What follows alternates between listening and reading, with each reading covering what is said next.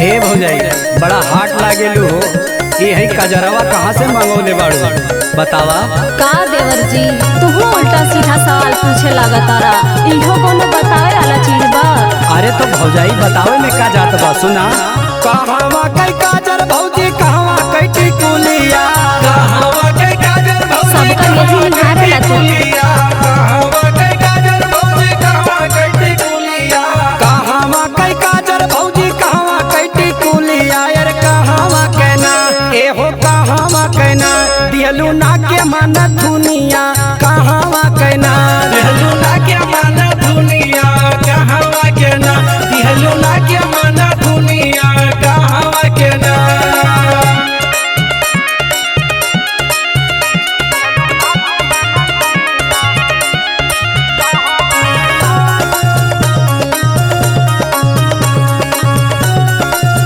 न माना तारा तला सुना। कानपुर से काजर देवरू बक्सर से बिंदिया। अच्छा अच्छा हाँ हो। बक्सर से बिंदिया, बक्सर से बिंदिया हो, बक्सर से बिंदिया।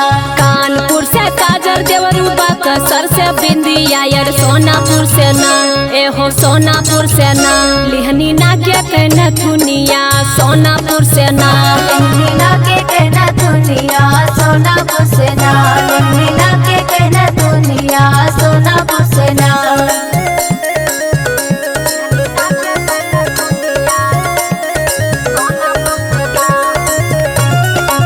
भौजी है जो ललिया लगौले बाड़ू बड़ा जान मारता हो।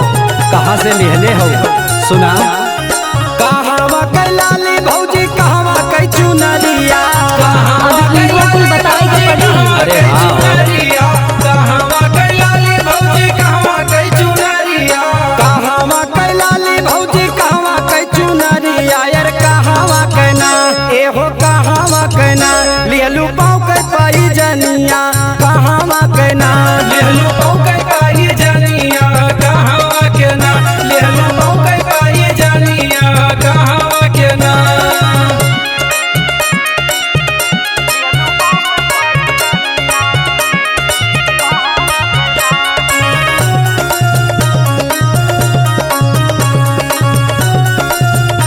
देवर जी ला सुना। लालगंज से लाली देवरू लखनऊ से चुनरिया। लखनऊ से चुनरिया हो, लखनऊ से चुनरिया। लखनऊ से चुनरिया हो, लखनऊ से चुनरिया। लालगंज से लाली देवरू लखनऊ से चुनरिया। यार पटना से ना आय है पटना से ना लिहनी पाँव के पाई जनिया। पटना से ना लिखनी पाँव के पाए जनिया, पटना से ना। लिखनी पाँव के पाए जनिया, पटना से ना।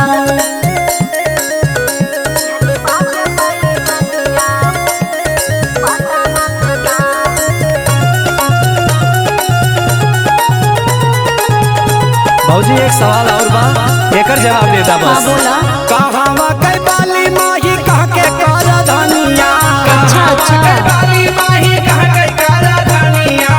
कहवा कई बाली माही कह के कर धनिया।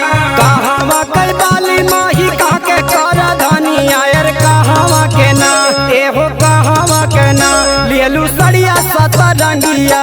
कहवा के ना लिहलू सड़िया सतरंगिया।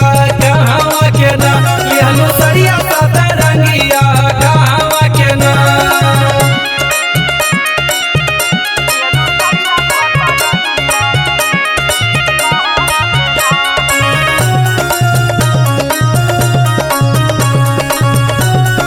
बड़ी दूर से तो हर भैया लैनी हाँ। ला सुना।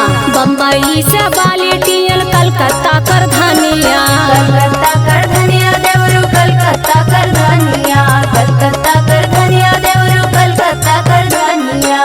बम्बई से बाली टियल कलकत्ता कर धनिया। बनारस से ना बनारस से ना लिहनी सड़िया सतरंगिया। बनारस से ना लिखनी सरिया